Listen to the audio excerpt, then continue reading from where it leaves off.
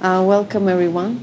Today, I'm quite happy to be together with Alexis and to have this amazing conversation, which will actually open up my work that I kind of didn't have the chance before when I was producing the piece. First of all, I would like to thank to Mary who invited me to this amazing exhibition, as well as to the ALT team altogether. Before beginning to talk about the piece, the title of the piece was kind of related with, in a way, with the history of this building, which was when things find their own cleft. It's actually a saying in Turkish about things that have been always remaining, and when the right time comes, it kind of flows out and finds its own route, in a sense. The piece that I have made for this exhibition was a kind of intervention within the space, which I will talk about in a few minutes. But in the beginning, I would just like to talk about a little bit about the history of the building itself. Actually, Alexis will go deeper within that. But as you know, here is the brewery of Bomonti brothers, the Swiss brothers that founded this place on 1894. And actually, it's kind of really interesting because within that period, at 1890s, it's the last period of the Ottoman era, and they are kind of legalizing the sales of the beer and kind of making it more public and more accessible. So when the Swiss brothers, Bomonti brothers, come here to establish the beer factory, in a way, all together with that, the whole neighborhood and the whole area begins to change with the beer gardens as well as the small beer halls, which enable people to come together and socialize. So here are some images that I found that are kind of referring to the history of the building itself. It's kind of interesting because, when in the recent politics, they really talk very often about the usage of alcohol and kind of banning about the alcohol. But back at those times in the Ottoman period, there is a huge usage of alcohol, and also you see how it affects the socializing within the people, and especially within this year onwards, within Turkey, not only Istanbul, but also Izmir and Thessaloniki, which was within the borders of the Ottoman period, was having all these beer gardens. So until the beginning of the Republic, the number of the beer houses as well as the beer gardens are growing more and more. So it enables people to come together in a sense. So which brings, in a way, a sense of openness as well within the society. So here are some footages from those periods that you see people enjoying their time. And also this is how they kind of experience the city in a sense. Of course, through the times that the role of the building totally changes, and at a period of time, especially from 1991 onwards, it more remains like a kind of ruin in a sense. At that point, I kind of began to work more about my intervention within the space, which is this piece, for the ones who have seen it. The first time when I came to this space and I was invited to make this commission, the space was under construction, and you could also see all the layers, the contemporary layers as well as the layers of its past, the brick architecture of here. So in a way, what I kind of had the urge to kind of collide all those different timetables and kind of let it flow out from a whole that it finds, and it reveals itself in the current timetable. So actually, at this point, the idea of the ruin is kind of essential, because ruin is something that, within the city we see so many ruins. The idea of the ruin is totally, in our exception, is totally something else. But it's not only something that refers to the past, but it exists in the present tense. It enables different timetables and different spaces to connect each other at that current period. But also it's a proposition for the future, because it still breathes. All the spaces have a kind of life like that. So when I was thinking of the functionality of the building as a beer factory, automatically, of course, it kind of relates with this liquidity, the idea of liquidity, but not only the fact that it was a beer factory or producing such matter, but also the liquidity within the society and liquidity within the city and timetables, how these time lapses are happening in a way. So all these openness that we were seeing in the beer gardens and within the public, and with the usage of alcohol, let's say, in a way, well, not only that, but also that whole transformation of the city from those times up till now is kind of referring for me for this fluidity of the intersection of all these different timetables coming inside. So here the brick is one of the essential part of the architecture that you see. It's a solid material, yet here you see that it flows out from wherever it was hidden, and it breaks this white cube space and kind of finds its own cleft, let's say, to get out and become something much softer and much liquid that flows to our present tense and reminds itself for its own future existence in a way. So, well, at this point, I would like to pass the word to Alexis, who had so much experience with the space and also has so much knowledge with its past as well as its the geography that is located inside. So maybe you could take your onwards.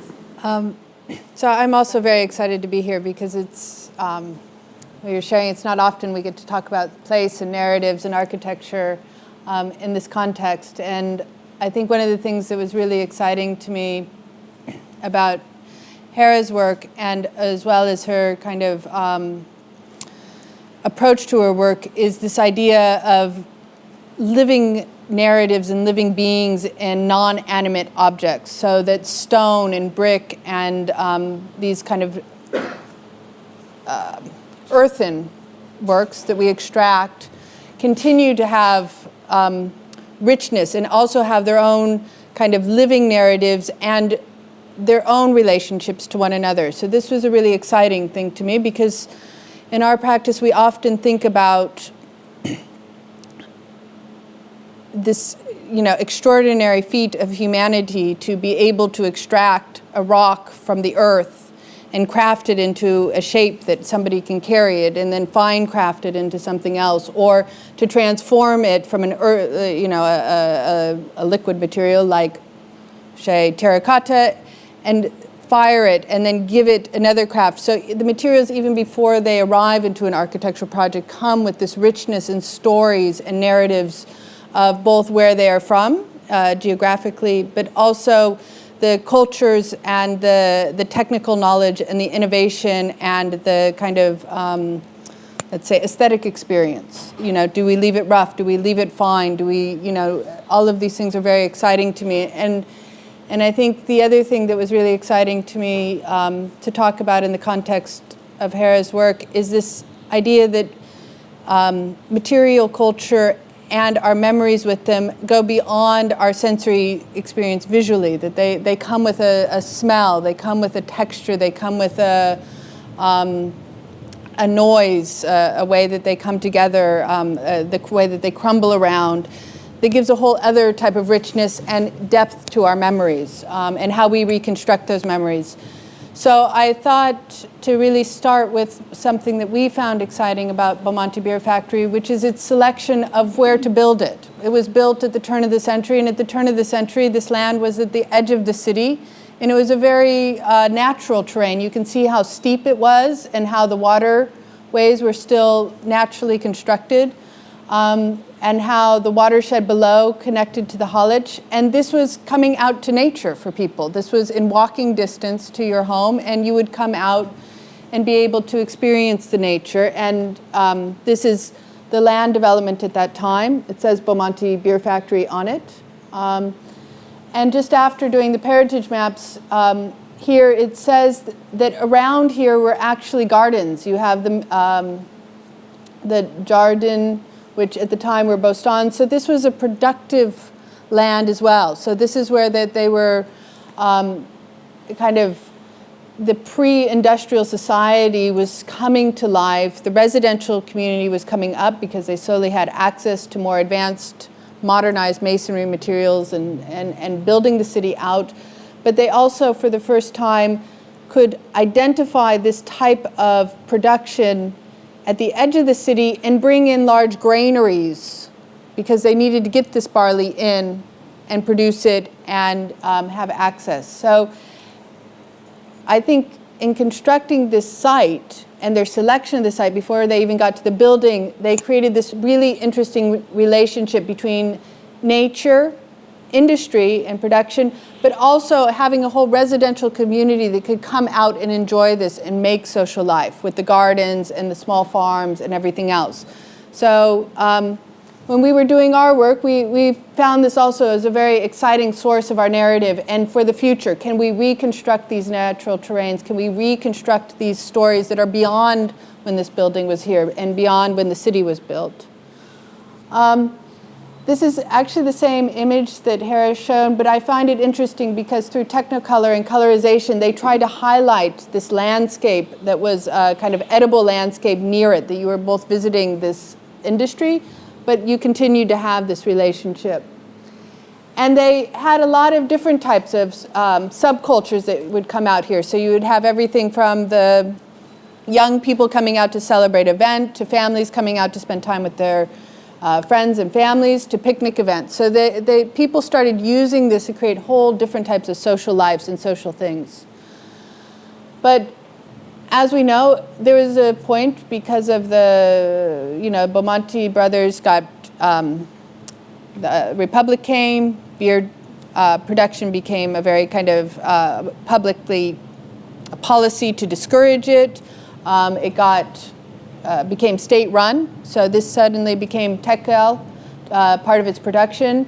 The city grew up all around it, and therefore all of these things that it had, these amazing assets, suddenly had come to slowly be fragmented. And these memories started falling apart because tekrar wasn't hosting the garden anymore. You were no longer at the edge of the city, you were in the middle of the city. The car came in, it wasn't practical to bring a granary to the middle of the city anymore. And this advanced decay started to happen. And through this, the story of these materials came back to life. These seemingly unanimate materials like stone and brick and mortar and wood started to actually invite new species to live in them and find them. And you get this whole kind of natural experience. And the granaries start to decay. But meanwhile, you get these really beautiful and delicate landscapes retaking over, and we were quite inspired by that. So when we started the project, we really start to see how the landscape can continually retake over the city, and we can reconnect to that. So very inspired by not just the decay, but the re-life that was integrated into these materials. But then also how, in the kind of notion of, we were talking about earlier, the finer grain of the city, getting people socializing again in these smaller clusters. And we're really happy to see in the last few months that this is starting to come back alive. So people are going to come and create entirely new stories here. And those stories are going to happen around events. They're going to happen around celebrating things together. I was also sharing with Hera, one of the things I find very exciting about being in Istanbul, practicing in material culture and these narratives, is how seasonal they are. We have very different stories of being in the winter or being in the summer.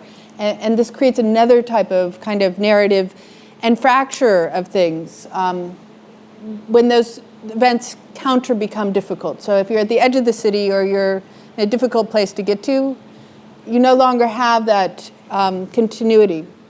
And the gardens, and bringing back fragrant gardens to the place, bringing different stories together. So how can you bring actors that are spread around the city and street culture that's associated with now other parts of the city back into here? So this is kind of reconstructed or synthetically constructive narratives to get people to start making them natural narratives. And I'll just end with this little video I found kind of exciting about storytelling.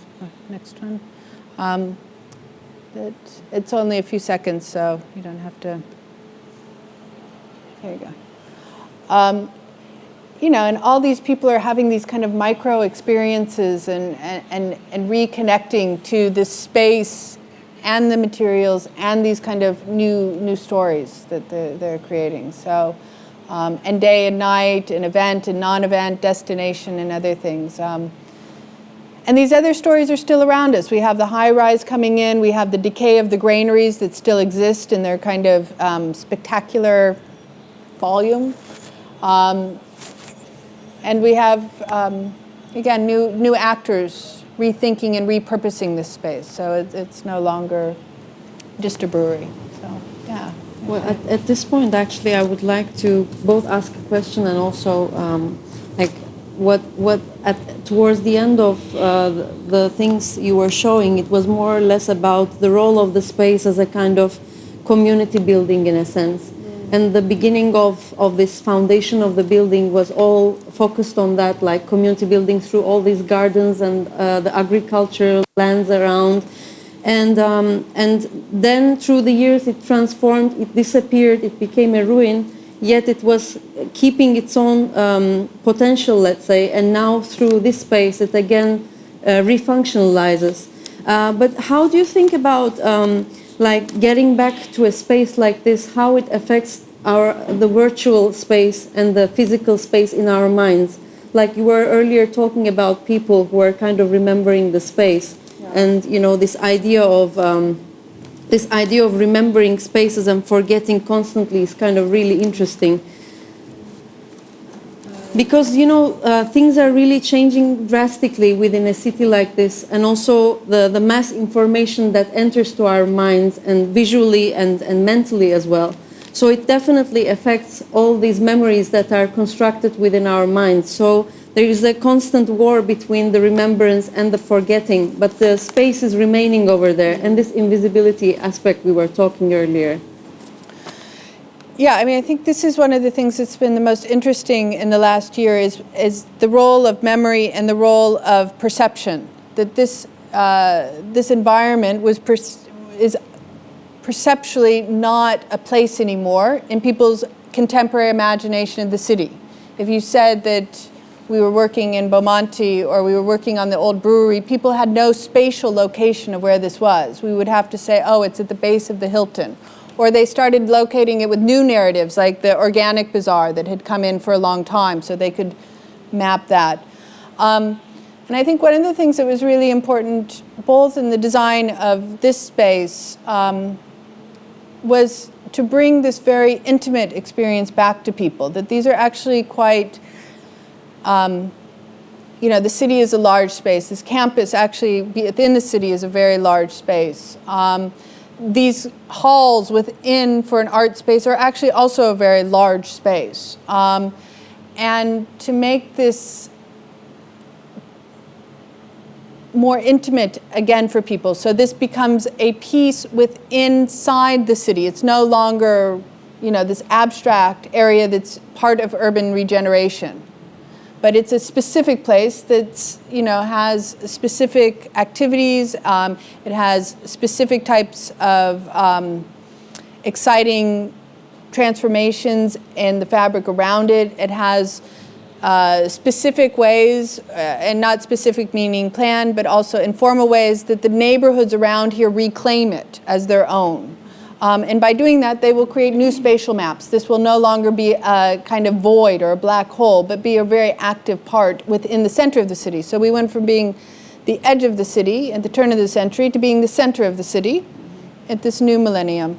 And I think that's really interesting for us. And I think when we were thinking about this space, the same thing, that this becomes a center for people in the, let's say, artistic community, that they relate their narratives as this being a fundamental core and resource for them, whether it's having interesting discussions, having places, resources available to perform, having really good quality exhibition spaces for, you know, new modes of production. And I think one of the things that we spent a lot of time talking about is creating a space for discussion.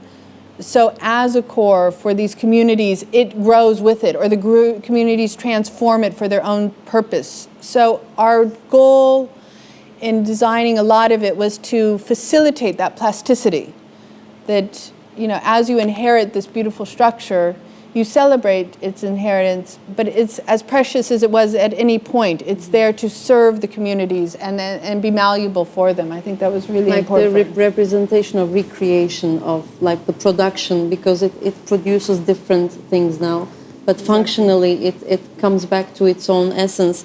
And also like one of the things that was making me think was this idea of introversion within the city, introversion within as a society because of the urban transformation, but also now like through this type of let's say transformation of the building again, like coming back to its own functionality in a sense, opens up things again, back again.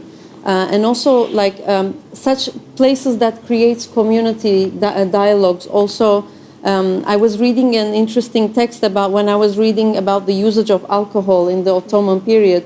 It was really a couple of times only within the whole empire, let's say 4 or 5 times that it was legally banned for a space to be closed. And alcohol, like a bar, not a bar, but let's say like wineries they had. The only reason was that they thought that it's a potential danger for people coming together and creating, like talking about politics. So it's a kind of place, it's a kind of platform that people produce and reproduce, not only enjoy their moment, but also this, like the liquidity of the society comes from this openness as well, in a sense.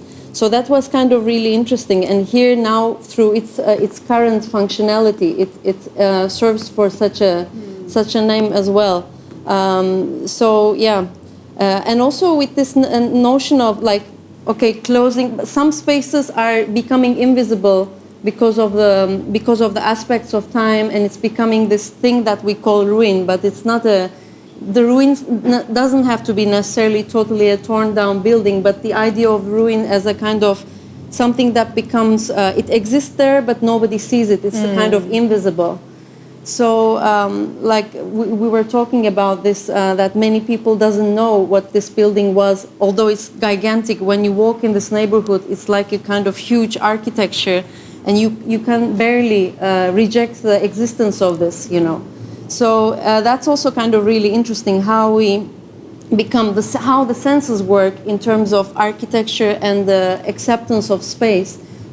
We either become really blind, we either become mute, or we like even a smell sometimes. I mean, all these senses connect to our mind somehow and memory in a way, you know. So that was kind of interesting for me as well.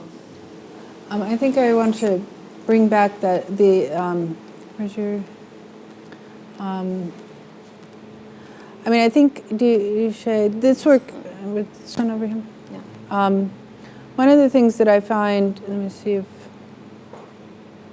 I wanted to kind of speak to a bit. I think this work is really interesting in the context of this, because one of the things that, from a greater position of rethinking of this place and what it can generate, one of the things that is very keen is how an institution like ALT or a place like Bomonti Ada or a method like the kind of programming can re-engage the city and find a lot of places that aren't overt like that. There are many places in this neighborhood that have amazingly rich stories. There used to be an interesting theater district before the industrial zone came. There used to be the gardens around here. How, through a practice of discussion and a practice of acting and a practice of kind of recreating these narratives and working with artists to rediscover these spaces and rethink them, we can actually both understand where we've been and where we're going in this kind of fluid reconstruction of narratives, or kind of, and create, rather than a place of discussion that is focused on deviance, a place of discussion that's focused on a sense of understanding and multiplicity. And I find this work very interesting because it was very much built on a narrative around here where, you know, something that used to be a very important resource, like a bath house or a hammam, had been decayed and long forgotten. And the role of this work to not only remind us of that place's existence, but to create an entirely new narrative through its fragrant qualities, through its kind of construct, through its kind of sense of floor and place. And I think it'd be interesting to think from your community's side how we can use narrative and use artistic practice and use a place like this to kind of reach that narrative well beyond the structure, but all the kind of things that were happening at the turn of the century and pre and post. Yeah, I think in that sense, like thinking site-specific also helps quite a lot, because in a way you dig into the essence of that space, and also in a way within artistic practices the way you perceive spaces is different, and you have one-to-one relationship with the space in a sense, and then it's up to your perception how you are open to take its stories and kind of narrate it to and bring it to the current time. So in that sense, spaces not like they're like a kind of collection of multi-timetables that you are open to deal with. You deal with its story, which is the past tense. You are supposed to bring it up now, which is the present tense. Yet you create a preposition in the people's minds, or let's say the audience, by opening up. I really find it like a gesture, like the work I did over here, and even this piece. I really find it like a gesture, because you just catch one point from your own life and from how we become blind within our present tense as well. And you first apply it within yourself and then just reflect it in your own artistic practice. Actually, I would like to a bit talk about this piece, because it kind of relates with the piece I did over here, and also this notion of senses that I was talking about. As you said, this is very much about fragrance and how it operates within our mental space. You know, I call it the mind mental space, because it is really like a kind of how do you say, unending space that kind of imbibes so many knowledge, so many memories of spaces or different elements of life in a way. Well, this was a piece I did at 2013 at PiST, which is located at Pangaltı, again within the same neighborhood over here, which also for me, the cleansing of the mind also reflects to the transformation of all this region and the city itself. Because, you know, we were like politically, socially, and as an urban transformation, it's really important. So at the corner of the street where PiST was located, there was a Turkish bath when I was a child, because I was born in that area as well. So right now there is Ramada Hotel at the place where the hammam was built. And then what I did was I was trying to remember how the space was looking like, and then I found out that I don't remember anything, yet I put more information from my own perception and create something new. And I began to make a kind of oral history study with the people living in the neighborhood. And there were 20 people, and there were 20 different ways of description of a space, which was totally amazing how this notion of forgetting and remembering, like when we forget something, the form within our mind, the image totally disappears. Yet when you are forcing yourself to remember, you either put present tense information plus past tense information, let's say the ruins in your mind, and you recreate a new space out of it. It's again a recreation, the representation of a ruin, yet a recreation. So I use the soap as a kind of material which is related to the functionality of the hammam. Okay, it's a place to cleanse your body, but also mentally, when you think, it's a cleansing of the mind also. You know, the form totally disappears. It has a slippery ground. Again, the ground idea to make this pavement stone came out of that. So I used the same size of the pavement stone that was within the street, and I followed the same pattern that was within the street already. So the soap was becoming a pavement stone and flowing within the space. And actually it was creating a ground that you cannot walk over it. Even the piece over here was, again, there were bricks, there were solid material that you can't walk on it because there is this notion of fluidity over here. And the interesting thing here was the effect of the smell, as you mentioned, because how senses work within our mental space is interesting. Like after opening this exhibition, 3 days later, the Gezi resistance started. So the space was totally closed all the time.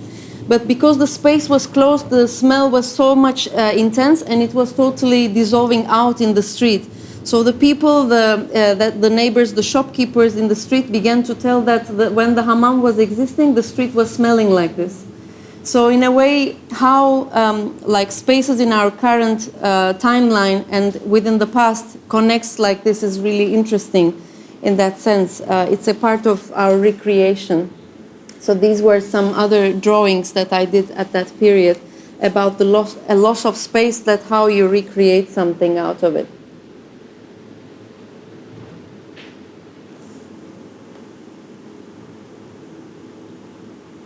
Yeah, and the one with the piece that I made over here, in terms of the senses, I really connect sight and the loss of sight with this, as you were also talking about how invisible this space was. No matter how much gigantic it was architecturally in the middle of the city, yet it was totally unexistent, like as if it was like behind, you know, in Alice in Wonderland, there is this amazing thing behind the mirror thing. You don't see what is in front of you because it's behind the mirror. So it's more or less the same in terms of how our senses work within the current reality. No matter how the skyscrapers are behind, when you walk towards this space, you see these skyscrapers that are growing, and it's becoming more introverted and becoming more smaller, yet it's trying to create its own habitat in a way. Yeah, I think it's. I think one of the other things that we talked about is the piece that's in the Whitehall right now as well. Like really looking at this role of how we also now have a whole practice of constructing virtual environments as even a third of that. And I think that's really interesting how art practices right now are really taking site-specific work into a second and third dimension. So for example, your hammam, even you're taking to other environments as well. And that's another type of virtual representation of a site-specific or site-inspired work.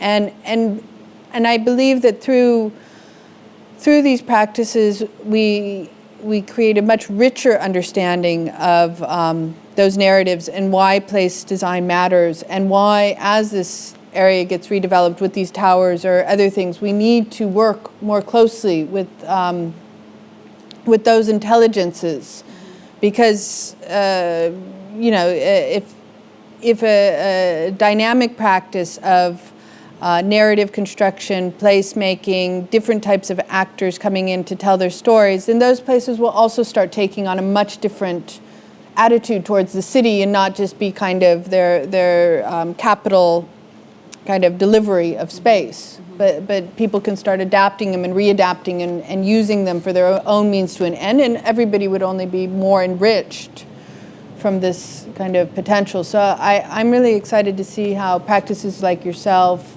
or even this virtual practice, and the role of alt in the neighborhood can actually rethink a lot of these perceptions as well. So and really recreate how people start coming to this area, and really start revaluing it as a whole. It's like reciprocating in a way, because Exactly. you know, you live within the same neighborhood, yet it exists there, but you never, like, this idea of otherness also is interesting, because you know, with otherness in terms of individuals and spaces, sometimes there are spaces that we fear to enter in a way. So how welcoming a space is to create all these communities, and as you said, like such spaces right now as alt, I think it imbibes so many things that it becomes like a living organism within time, and it dissolves within. I mean, of course, things take so much time for people to get used to it, to get used to a space. But I think this idea of community building really helps so much of the life of the space and how it breathes as well, you know. And acting, community building, Yeah, and performativity of the space exactly, in a way. getting people to perform those ideas of their community and really transform it literally. For that kind of rehearsals is quite exciting. I mean, and I do find that very interesting about this is, you know, the first show introducing this fluidity, that it is plastic, that it has this kind of richness or depth or different kind of floor that we can think about, and so. Yeah. Also, like how spaces resist, because the first show's main essence was about resisting and different how we reproduce things in order to resist, no matter how politically or socially things we go through. So in that sense, yeah, I wanted to reflect on how the space kept on resisting and existing, and we just like find the cleft to kind of flow out to the current time in a way. Yeah. So actually, if we could move on, maybe if you have any questions or any comments or how you perceive the space yourself, your first experience with the space, like after that it's open to public in a way. Also, it's interesting. So.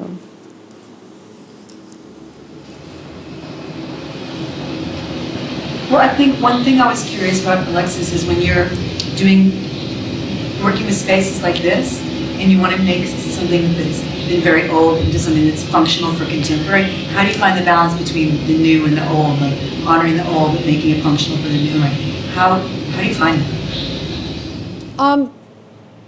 I think it's an interesting question because I think it depends a lot on that depth of value propositions. So this was a utilitarian structure, opposed to, let's say, and therefore its narrative is not very fine. This was a seller, and this was the delivery mechanism, opposed to, let's say, if you were working next door at the French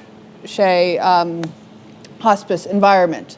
So the level of depth and kind of constructed meaning is not very rich here, actually, in the sense of working at a building scale. So that's one thing, like how much of a narrative you recreate, opposed to working, for example, on Salt Research, which is in this old Ottoman bank building, which has a whole different, I mean, it's just such a different idea of that narrative and preciousness of those stories and meaning. So I think one of the things was to really celebrate the spatial qualities of it as a seller, and really try to embrace that both from the point of view of its relentlessness, like hall after hall after hall, and try to come up with a new patterning system, but then also in its kind of really interesting tectonic qualities. Like it has this amazing thermal mass, like you can feel it when you sit in it. You can still even smell it, even though it's not moist anymore. It has this massiveness that you can, and that's where I think like unanimate objects are always animate in some way. They have this kind of interesting energy, like plants and living species do. So one of the things was to really celebrate that material quality. So the brick has a strength of the brick and a mass. So we spent a lot of time trying to actually enhance the massiveness of it rather than the module of it.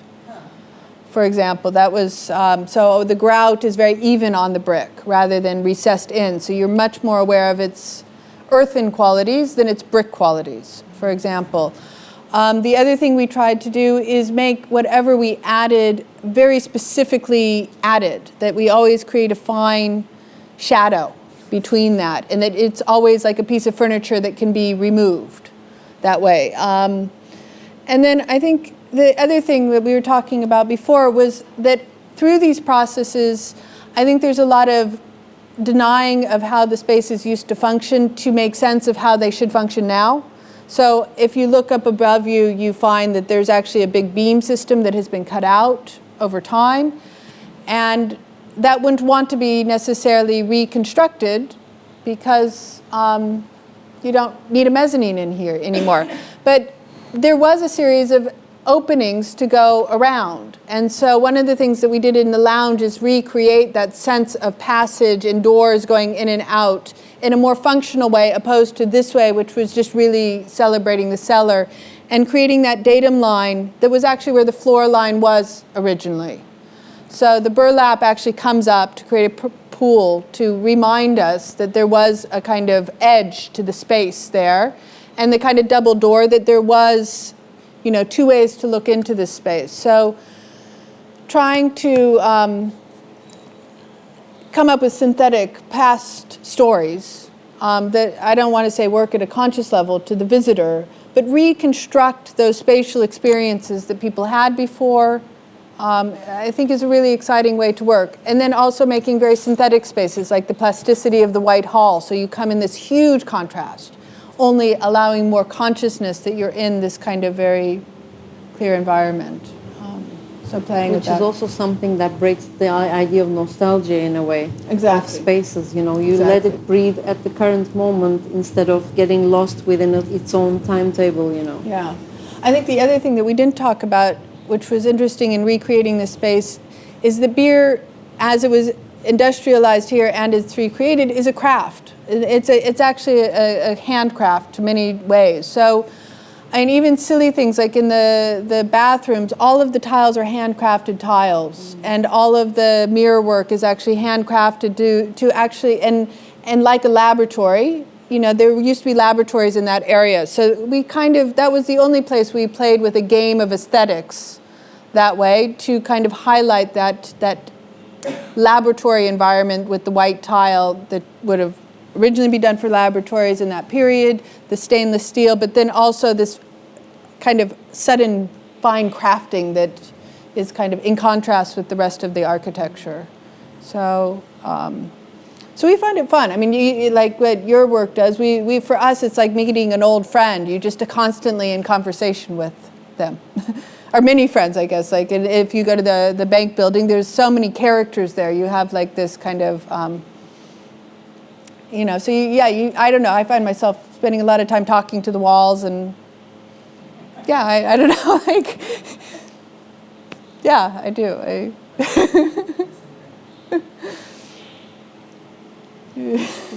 I think Hera and I could both talk to Brick for a long time.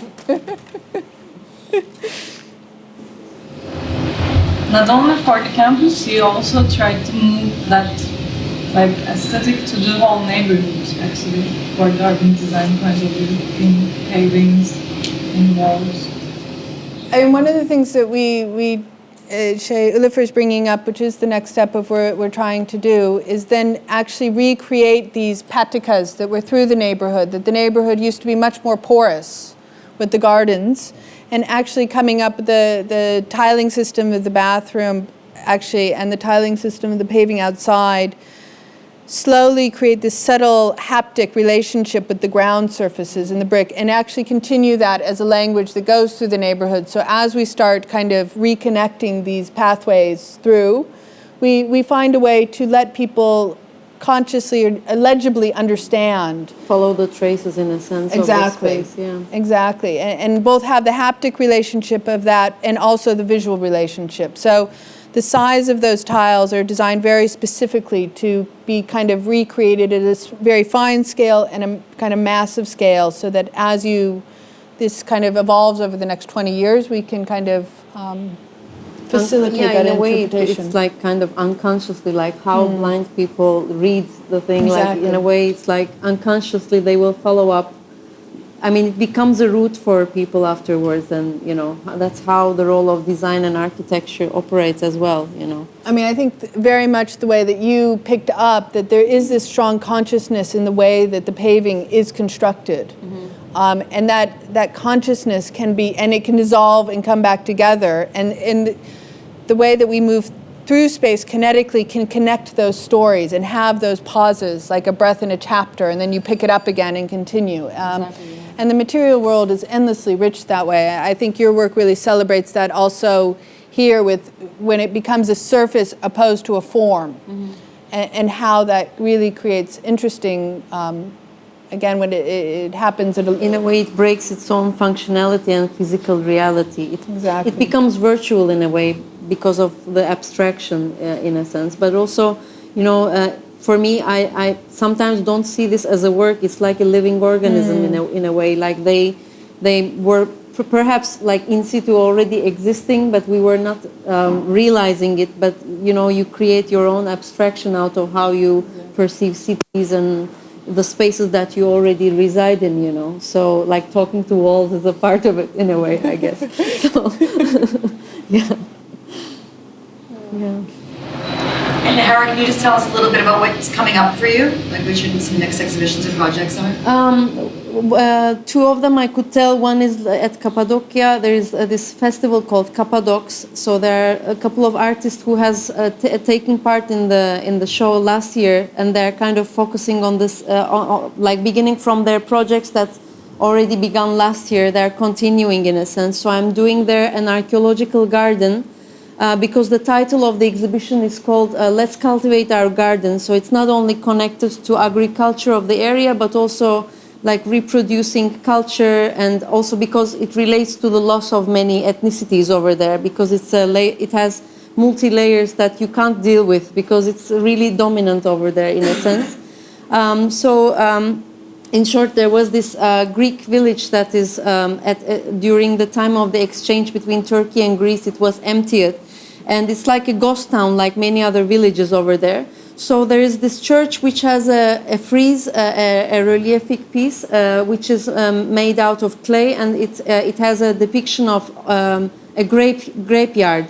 So I take that detail and I will place it at a field that nothing grows anymore, because of the overproduction in the lands. They have burned all the seeds, so nothing is growing more or less in the region. So I will place it at a place that nothing grows, which kind of reflects to this, both like an archaeological find, but also pointing at this matter of production, like the one over here. And the other one will be on June at an archaeological site in Istanbul, actually, at Küçükyalı. It's called Otopark.